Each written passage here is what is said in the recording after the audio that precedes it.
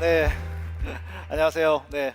LG 소프트웨어 개발자 컨퍼런스 첫날 첫 번째 기조 연설을 맡게 돼서 매우 영광입니다. 저는 윤석찬이라고 하고요.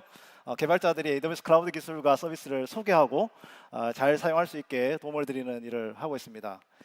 첫날 사이버 보안이라는 주제에 맞게 이 혁신과 민첩성 그리고 보안 이 두 마리 토끼를 함께 잡기 위한 아마존 내부 문화를 좀 소개해 드리려고 합니다. 오늘 제가 말씀드리는 사례들은 사실 이제 아마존이 가진 회사 문화를 기반하고 있기 때문에 이 다른 회사, 다른 기업에서 봤을 때는 좀 정답이 아닐 수는 있습니다. 다만 이제 다양한 현대 보안 도전 과제들을 어떻게 사내 문화를 기반하고 해서 풀고 있는지 좀 알려드려서 여러분의 회사의 팀 내에서 그 보안에 대한 접근 방법을 어떻게 가지고 가면 좋을지 아이디어를 좀 드릴 수 있는 시간이 됐으면 좋겠습니다. 먼저 이 아마존에 대해서 잠깐 소개해드리고자 합니다. 여러분이 잘 아시는 이 온라인 쇼핑 리테일 사업부터 해서 이 클라우드 서비스인 AWS 그리고 이제 알렉사와 같은 AI 전자기기 제조도 하고 있고 또 프라임 비디오라고 해서 이제 드라마나 영화도 만듭니다. 광고 사업을 비롯해서 이제 최근에 카이퍼라는 인공위성 사업도 저희가 나서고 있는데요. 이 어떻게 보면 상당히 다양한 사업을 하고 있고 일관성이 좀 없어 보이기도 합니다만은 각 사업에는 이제 하나의 좀 큰 특징이 있습니다. 이것이 이제 바로 제프 베조스가 이 아마존을 창업할 때 메모했다는 아마존 플라이힐이라고 하는 건데요. 이제 바로 고객의 경험을 통해서 더 많은 구매와 매출이 일어나면 규모의 경제를 통해서 더 값싼 가격에 공급하는 그런 사업들을 하는 겁니다. 네. 고객에게 값싼 가격에 더 많은 제품을 빠르게 배송한다는 이 변하지 않는 가치를 제공해서 더 큰 규모의 사업으로 확장할 수 있는 그런 영역의 사업들을 하고 있다고 볼 수가 있습니다. 그러다 보니까 이제 모든 사업이 이제 규모의 경제를 통해서 저렴한 가격, 네, 빠른 서비스 혁신, 배포 뭐 이런 핵심 가치를 이제 실행하고 있고요. 이 개발자들이 사용하는 우리 클라우드 서비스인 이제 AWS 역시 20년 가까이 계속해서 성장을 하고 있습니다. 이러한 성장은 이 끊임없는 그 혁신과 민첩성과 함께 이 보안과 규제 영역을 모두 함께 다룰 수 있기 때문인데요. 대부분 이제 보안을 중요시하면 속도는 느려진다고 이렇게 얘기를 합니다. 그런데 이제 AWS에서는 그렇지 않다고 저희가 믿고 있습니다. 특히 이제 AWS의 CEO인 이제 앤디 제시부터 해서 최근에 맥가먼까지 저희 CEO들이 이 보안의 중요성에 대해서 공개적으로 많이 발언을 해왔거든요. AWS의 그 최우선 순위가 보안이라고 저희가 확고하게 말해왔습니다. 그 AWS는 이제 클라우드 서비스 설계부터 보안을 염두에 두고 저희가 세 개의 어떤 그 원칙을 가지고 저희가 서비스를 만들고 있는데요. 여러분들 아시다시피 AWS에 200개 이상의 AWS 서비스가 있고 이 보안이 기본적으로 통합이 되어 있습니다. 이 AWS 고객들은 이제 처음부터 이러한 이점을 활용해서 보안에 기반한 서비스 개발이 가능해집니다.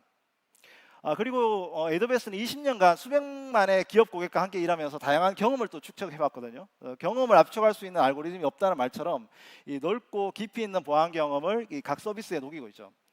이 마지막으로 AI와 자동화를 통해서 보안에 적용하고 고객들이 신속하게 대응하고 보안을 유지할 수 있도록 돕고 있습니다. 그러면 지금부터 이러한 그 보안 원칙들이 어떤 식으로 이제 적용이 되고 있는지를 좀 보여드리려고 합니다. 네. 이 아마존의 그 문화는 리더십 원칙을 살펴보면서 이제 가장 잘 이해할 수 있는데요. 네. 네. 아마 회사 대부분이 이러한 사내 강령을 가지고 있을 겁니다. 아마 대부분 이제 좀 벽에 이렇게 걸어두고 있는 경우가 많죠. 근데 이제 아마존의 리더십 원칙은 이제 모든 업무 영역에서 전체 직원들이 실제로 적용하는 행동 강령으로 채용이나 뭐 인사, 평가, 보상 같은 것뿐만 아니라 업무 미팅, 뭐 문서 작성, 보고서 등에도 인용하고 있는 전사의 이런 살아있는 규범이라고 말할 수가 있습니다. 이 직원 한 명 한 명이 이제 회사의 리더로서 행동을 하게 하는 건데요. 6가지 이제 리더십 원칙 중에 그 원칙들을 제가 몇 가지를 뽑아서 보안 사례로 말해 좀 알려드리려고 합니다. 첫 번째는 그 고객 집착이라고 하는 건데요. 커스텀 옵세션. 고객을 최우선으로 생각하고 피드백을 듣고 고객을 위해 더 빨리 더 많은 일을 할 수 있는 방법을 찾는 것을 의미합니다. AWS 그 초창기에 그 로 플라잉 호크라고 하는 가명을 사용하는 그 사용자가 익명 사용자가 있었어요. 이 사람이 이제 포럼에다가 정기적으로 우리가 새로운 기능도 제안하고 뭐 새로운 기능이 올라오면 이제 그거에 대해서 피드백을 해주는 사람이 있었거든요. 그 AWS 서비스 팀들이 그 익명 사용자의 피드백을 좀 듣기 위해서 이거 서비스를 런칭하면은 이 사람이 뭐라 할까, 로프라임 워크에 뭐라 할까 이렇게 서로 이렇게 물어보기도 했었어요. 근데 이제 이게 재밌고 특이한 점은 이 롤플라잉 호크라는 이 아이디를 갖고 있는 사람이 굉장히 많은 돈을 쓰고 있는 사람은 아니라는 거예요. 이제 한 3달러 정도밖에 지출이 되는 그런 거를 하지 않았던 그런 사람입니다. 근데 저희가 이 그 사람의 그 의견을 매우 소중하게 여겼기 때문에 이 사람의 그 가명을 가지고 저희 그 빌딩 여기도 이제 W1, 2, 3 뭐 이렇게 빌딩 이름이 있던데 회사의 빌딩 명을 이 사람 이름을 정했습니다. 그래서 여기 보시면 명패가 이렇게 있거든요. 이거 믿지 못하시는 분들이 계시네요. 이 못 믿으시는 분들이 계시는 것 같은데 시애틀 다운타운에 가면 아마존 건물들이 상당히 많은데 이 롤프라잉 호크라고 검색을 해보시면 실제로 존재하는 건물이라는 걸 보실 수가 있겠습니다.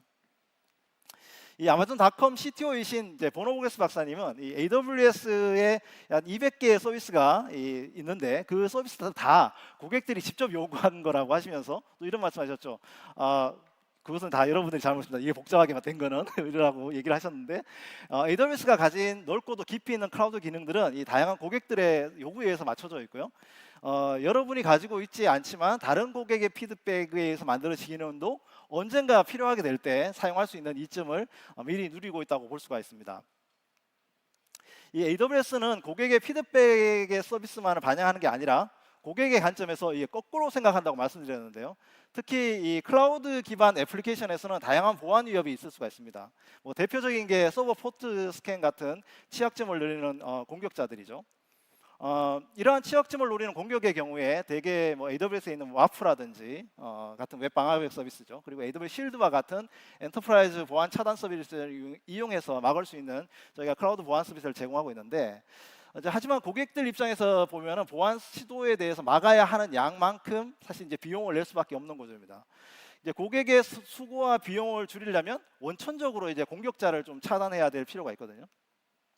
이제 현재 그 AWS에서 인터넷과 클라우드의 네트워크 경계에는 저희가 블랙푸시라고 하는 저희가 코드명인데 블랙푸시라고 하는 내부 네트워크 매핑 장치가 있습니다. 뭐 잠깐 다른 얘기를 하자면 이 블랙푸시라는 코드명은 2006년도에 아마존 EC2가 처음에 개발될 때 남아프리카 공화국에 있는 사무실에서 개발이 됐는데 거기에 있는 케이프타운에 서식하는 거물발 펭귄 이름이 이제 블랙푸시입니다.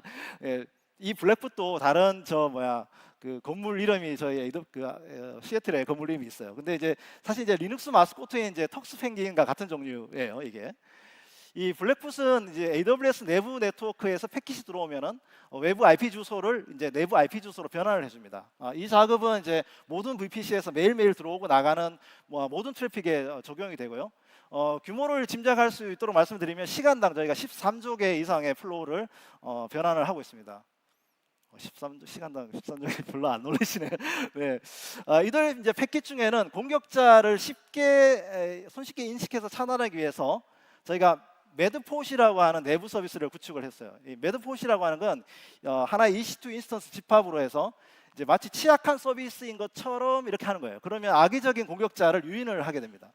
AWS 글로벌 네트워크에서 이 수만 개의 매드폿이 여러분들의 서비스와 같이 실행 중이고 이 공격자들의 정보를 식별해 가지고 블랙풋에다가 악의적인 그 사용자라고 정보를 활동을 차단할 수 있는 그런 데이터 플레인을 제공을 해줍니다. 이 공격자의 IP 주소를 삭제 테이블에서 저장을 하고 해당 패킷이 VPC에 접속하지 못하도록 하는 거죠. 이 보호 기능은 이제 인터넷에 연결된 모든 리전에서 모든 AWS 고객들에게 무료로 보호 기능을 제공을 하고 있습니다. 이를 통해서 취약점 탐지 시도 횟수를 75% 이상 저희가 줄였고요. 그리고 지난 6개월 동안 2조 4천억 개의 악성 스캐닝 요청을 차단했습니다. 이건 이제 고객의 관점에서 거꾸로 생각해서 아예 이제 고객의 수고와 비용을 그런 줄이는 사례라고 볼 수가 있겠습니다. 두 번째는 주인 의식입니다. 리더는 이제 장기적인 관점을 가지고 자신의 팀뿐만 아니라 회사 전체를 대표해서 행동을 해라 이런 뜻이고요. 아마 여러분들이 차를 갖고 계시면 자차를 소유했을 때랑 렌트카를 빌렸을 때랑 그 소유자의 태도에서 아마 주인의식이 뭔지를 이제 좀 생각해 볼 수가 있을 텐데요. 이 보안에 대해서도 마찬가지입니다. 저희 이제 AWS 리인포스 2024 작년 키 조연설에서 저희 AWS CISO인 이제 크리스 배츠가 보안 문화는 이제 좀 장기적 관점에서 주인 의식을 가진 한 사람으로부터 시작돼야 된다고 그렇게 얘기를 했습니다. 이 아마존에서는 이제 특정 주제에 대해서 저희가 싱글 스레드 오너라고 STO라고 하는 개념이 있는데요. 모든 지표와 의사결정 그리고 변화의 단계까지 책임지는 한 사람을 얘기합니다. 그래서 이 책임과 권한을 부여받은 사람이 이제 주인으로서 조직을 바꾸고 혁신할 수가 있는 거죠. 이러한 오너십 문화는 사실 개인뿐만 아니라 팀으로도 확장되어 있는데요. 저희가 굉장히 유명한 개념이죠. 유명한 투 피자 팀이라고 하는 개념이 있는데 피자 두 판으로 정심을 해결할 수 있는 작고 분산된 팀이 제품 중심으로 빠르게 실행할 수 있다는 것을 이제 전제하고 있습니다. 그래서 기획부터 개발, 운영까지 자율성 및 오너십을 부여받게 됩니다. 이 투 피자 팀의 개념은 아마존닷컴의 초창기부터 올라가거든요. 당시 아마존닷컴은 이제 한 덩어리로 된 웹 서비스였는데 이 각 서비스 세부 기능들을 업데이트하는 데 너무 많은 시간이 걸리니까 이제 사실 고객 불만이 굉장히 많았어요. 그래서 이제 2000년대 초반에 그 각 기능들을 서비스 개념으로 쪼개고 작은 투 피자 팀들이 이제 해당 서비스의 오너가 되도록 서비스 아키텍처와 조직을 함께 바꾸게 됩니다. 이것이 이제 마이크로 서비스 아키텍처로 불리게 됐고 현재는 뭐 또 최근에 이제 이벤트 기반 아키텍처로 변화하고 있죠. 이러한 오너십 원칙이 어떻게 저희 보안 문화에 적용되어 있는지 좀 살펴보면요. 먼저 저희는 이제 서비스 팀 리더들이 서비스 보안에 대해서 이제 스스로 책임지게 되어 있다고 말씀드렸잖아요. 그래서 이를 더 잘 수행하기 위해서 AWS 가디언스라고 하는 프로그램을 만들었습니다. 이 가디언은 각 서비스 팀에 소속된 엔지니어로서 깊은 보안 전문 지식을 이제 개발을 하고 또 배우고 또 AWS 전반에 걸쳐 보안 관행을 확장하는 그런 이제 오너로서 이렇게 운영이 됩니다. 이 서비스 팀의 일원으로서 이 가디언은 이제 스프린트 하는 계획부터 해서 스탠드업 회의나 보안 검토 이르기까지 개발 주기의 모든 단계에 참여해서 보안 결정에 대해서 목소리를 내고 더 안전한 소프트웨어를 구축하는 데 도움을 주고 있습니다. 저희는 이제 에스컬레이션 문화도 갖고 있는데요. 우리말로 하면 뭐 자유로운 문제 제기 문화 뭐 이렇게 보실 수가 있습니다. 이 서비스 팀에서 보안 문제가 발생하면은 즉시 에스컬레이션 하도록 권한을 부여하고 있어요. 이 다른 회사는 이제 이러한 문제 제기가 이제 상당한 그 민감한 주제가 될 수 있겠죠. 이제 어찌 보면 이렇게 이제 이렇게 실패나 또 단점으로 비춰질 수도 있으니까요. 제가 이제 나중에 COE라고 하는 문화를 소개해드릴 텐데요. 이 AWS에서는 이제 에스컬레이션이라는 것이 이제 빠르게 움직일 수 있도록 해주고 그리고 빠르게 단호하게 행동할 수 있도록 할수록 더 많은 보상을 또 해주게 됩니다. 이 마지막으로 이제 보안에 있어서 서비스팀과 보안팀이 이제 서로 독립된 권한을 가지고 있지만은 사실 이제 통합된 팀처럼 이제 행동을 하는데 다른 회사의 경우 이제 보안 문제가 생기면은 이제 해당 팀들이 뭐 티켓을 이렇게 핑퐁을 하면서 귀중한 시간을 낭비하기도 하는 경우를 가끔 보는데요. AWS에서는 이제 전사적인 보안 이슈에 대해서 보안팀으로 신속하게 에스컬레이션이 되고 이 보안팀은 소유권을 이제 전적으로 가지게 됩니다. 이제 그래서 빠르게 이제 소유권을 이전을 하게 되게 따라서 전체 조직의 그 평균적인 해결 시간이 단축하게 되는 거죠. 세 번째 원칙은 아마존은 끊임없이 이제 높은 기준을 유지하고 또 지속적으로 그 기준을 높이고 이제 고품질의 제품 서비스 및 프로세스를 제공하는 것인데요. 제가 좀 전에 이제 투피자 팀에 대해서 좀 설명을 드렸는데 아마 그런 의문이 드실 것 같아요. 이 서비스 제품 개발에는 상당히 많은 부분이 필요한데 이 조그마한 작은 팀에서 그걸 다 감당할 수 있냐라는 거죠. 그래서 이 서비스 팀이 오로지 자신의 제품에만 집중할 수 있도록 아마존에서는 이제 상당히 많은 셀프 서비스 도구를 제공을 하고 있습니다. 이 서비스 개발 및 운영에 필요한 도구로서 이제 이러한 셀프 서비스가 제공되지 않으면은 이 모든 개발 단계에서 이제 단절이 발생할 수밖에 없습니다. 그래서 이들 서비스의 상당 부분은 또 AWS의 그 클라우드 서비스의 빌딩 블록으로 되기도 했었죠. 이 대표적인 이제 셀프 서비스 도구 몇 개를 소개해드릴 건데요. 처음에 이제 브라질이라고 불리는 저희 아마존 브라질 비슷하죠. 라고 부르는 저희 집중수익 아티팩트 빌드 시스템이 있고요. 또 이제 아폴로라고 부르는 배포 시스템은 특정 소프트웨어 세트를 대상으로 해서 이제 호스트 플릿에 안정적으로 이렇게 배포를 해줍니다. 이 마지막으로 이제 파이프라인은 이제 커밋에서 프로덕션까지 모든 단계 배포해서 자동 테스트 및 담당자 승인 그리고 배포를 위한 전체 워크플로우를 이제 관리를 해줍니다. 아마 AWS 서비스를 잘 아시는 분이라면 이 코드 도구들 중에 뭐 코드 커밋, 코드 빌드, 코드 파이프라인 뭐 이렇게 연상해 보실 수 있을 텐데요. 네, 맞습니다. 이들 서비스들은 이제 아마존의 셀프 서비스 도구에서 영감을 받아서 이제 만들어졌죠. 여기 이제 사내 파이프라인 서비스의 초기 모델을 제가 모델 잠깐 간단히 캡처해서 보여드리는데요. 여러 단계 패키지 배포 승인 설정을 직접 할 수 있도록 그렇게 해주고 있습니다. 처음 만들 때는 이제 소스 팀을 대상으로 해서 파일럿으로 시작해서 커밋에서 프로덕션까지 걸리는 시간들을 단축할 수 있는 저희가 효과를 봤고요. 최근에는 상당히 많은 자동화를 통해서 생산성을 높이고 있습니다. 이제 최근에 이제 대표적으로 생산성을 높이는 도구가 바로 생성형 AI, 코딩 도구를 활용하는 건데요. AWS에서도 아마존 Q 디벨로퍼라고 하는 AI 코딩 도구를 제공을 하고 있고요. 에이전트 코딩, 앱 현대화, 데브옵스 통합 등 개발 사이클 중에 있는 다양한 기능들을 제공을 해줍니다. 개발 프로젝트 기획부터 해서 설계, 코드 구현, 테스트, 배포, 추가 기능 개선 등 이제 모든 소프트웨어 개발 사이클에서 이 업무 생산성을 높일 수가 있고요. 자바나 닷넷이나 VM웨어 같은 레가시 애플리케이션을 이제 마이그레이션 할 수 있고요. 사실은 자바 코드 좀 옛날 거 레가시 코드 보안적인 문제가 많은 게 많은데 그런 것 빨리 레가시 애플리케이션을 마이그레이션 할 수도 있고 깃허브나 길랩 같은 이제 엔터프라이즈 소스 컨트롤하고 연동해서 코드 배포 및 운영 이슈도 활용을 할 수가 있습니다. 지금 오늘 아마 아마존 Q 디벨로퍼라고 핸즈온도 저희가 오후에 있으니까 관심 있는 분들 참여해 보시면 좋을 것 같습니다. 자, 이제 생성형 AI를 이용해서 사내 개발 도구에서 풀리캐스트에 있는 보안 검사를 수행하는 이제 예제를 데모로 잠깐 보여드리겠습니다. 저희 아마존 내부 도구인데요. 아마존 내부에서는 이제 저희가 아까 브라질이라고 하는 이제 소스 코드 도구를 쓰고 빌드 아폴로 파이프라인이라는 도구를 쓰고 있는데 풀리캐스팅에 이제 보안 문제가 발생하면은 코드 검토가 자동으로 트리거가 될 수 있고요. CLR을 통해서 패키지나 임시 코드 검토를 실행할 수도 있습니다. 지금 이제 URL을 이제 클릭을 하면 이렇게 잘 볼 수가 있죠. 실제로 발견된 문제를 검토할 수도 있고 이렇게 수정 사항을 확인하고 나서 클릭 한 번으로 패치를 이제 자동으로 병합을 할 수 있습니다. 보시면은 이제 예전 소스 코드도 볼 수 있고, 네. 그리고 이게 이제 저희가 코드 빌드 시스템인데요. 새로운 코드도 볼 수 있고요. 이게 보안 검토를 생성형 AI한테 요청을 해가지고 저희가 받은 겁니다. 그래서 마지막에 보안 패치가 소스 컨트롤에 머지가 됐고 소스 컨트롤에서도 확인할 수가 있습니다.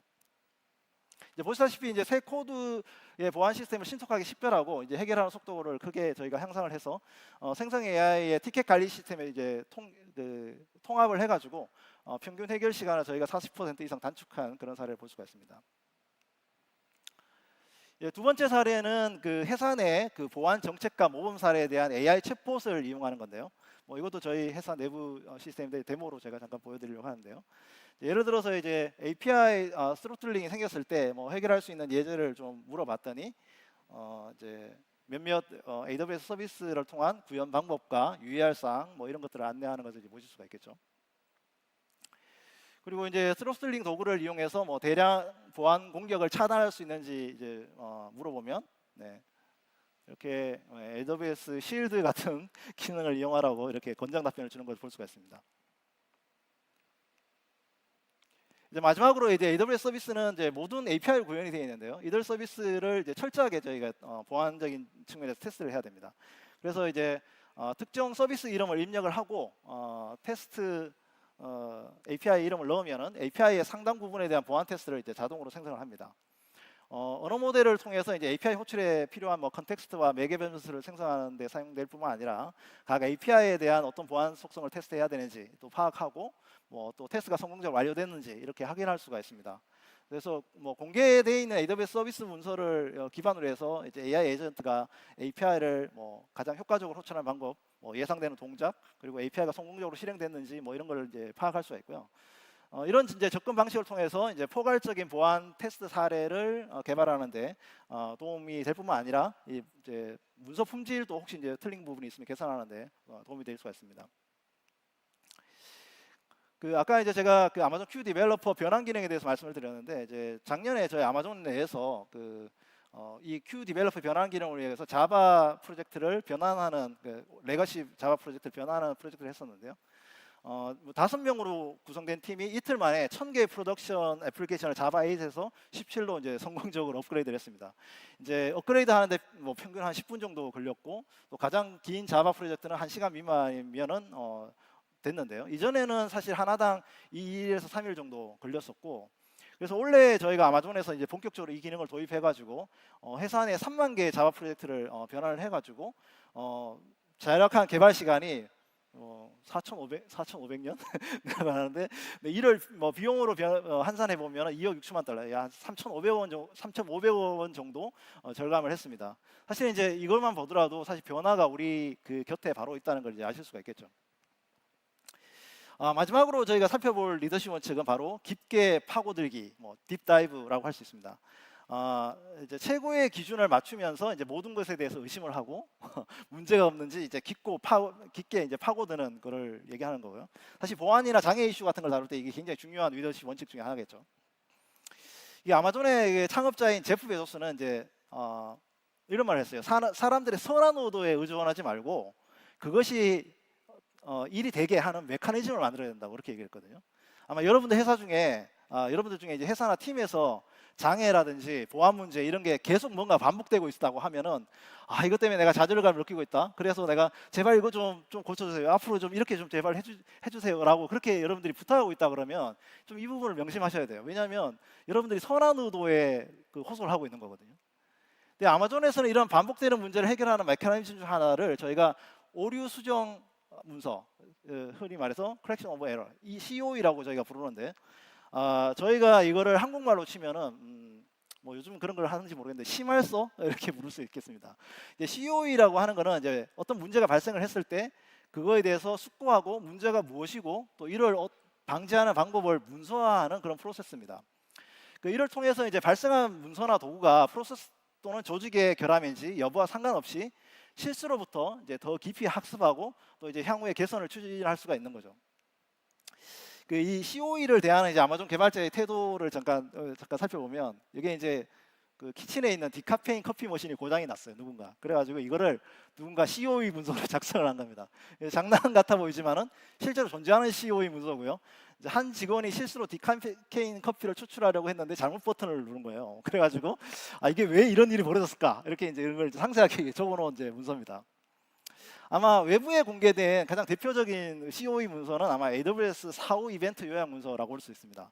AWS에서 이제 그동안 일어난 장애에 대해서 상세하게 설명하고 왜 이런 일이 일어났고 그 상세한 이유와 재발 방지 대책을 담은 이제 문서인데요. 아마 한국 분들에게 가장 대표적인 문서는 2018년도 11월달에 서울 리전에서 엄청나게 큰 장애가 있었어요. 네. 기억하시는 분이 계실지 모르겠는데, 당시에 이제 내부 DNS 서버 숫자를 이제 업데이트하는 과정이 있는데 그거를 자동으로 하지 않고 수동으로 한 거예요. 사람 손으로. 네. 그래서 그런 휴먼 에러에 대한 그런 문제에 대한 요약, 그리고 이제 그걸 앞으로 어떻게 해결할지 이런 어떤 부분들을 이제 담고 있는데, COE에 대한 기본적인 구조를 저희가 알 수가 있습니다. 이 COE 문서는 크게 5가지 섹션으로 구성이 됩니다. 먼저 이제 문제 발생에 대한 경위, 그리고 그에 관련된 백데이터들, 그리고 고객에게 미친 영향과 요인, 그리고 거기에서 우리가 뭘 배웠고 또 어떻게 하면 다시 일어나지 않도록 할지에 대한 겁니다. 이제 가장 중요한 거는 원인에 대해서 깊게 파고드는 드는 건데요. 저희도 이제 저희가 실제로 다른 회사에서 하고 있는 방식을 채택하고 있는 방식이 바로 토요타의 5ways way라고 하는 방식입니다. 적어도 이제 문제 요인을 찾을 때 5가지 질문을 하는 건데요. 예를 들어 가지고 생산 라인에 로봇이 멈췄다.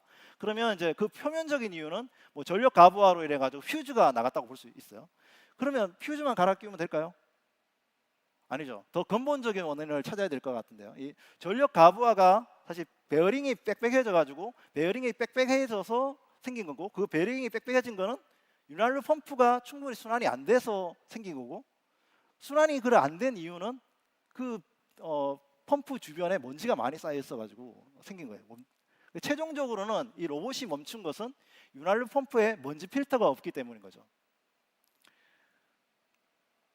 물론 이제 무작정 이렇게 막 물어보면 안 돼요. 예, 그냥 계속 왜 이러면 안 되고 우리가 해결할 수 있는 통제 가능한 해법이 있을 만한 것으로 질문을 던지고 근거가 있고 검증 가능한 데이터로 검증 가능한 사실을 질문하고 답변을 해야 됩니다. 그리고 이제 이것이 더 이상 왜라고 질문할 수 없을 때까지 이렇게 계속하는 거죠. 이렇게 그치면은 COE는 선한 오도에 기대서 형식적인 문서 작성을 하는 걸 수 있어요. 그래서 이것이 이제 제대로 동작하기 위해서 저희 회사에서는 COE 문서를 임원들하고 같이 하는 주간 운영 지표 회의에서 검토를 합니다. 그러면 이제 당연히 준비를 잘 하겠죠. 그것만으로 부족한데요.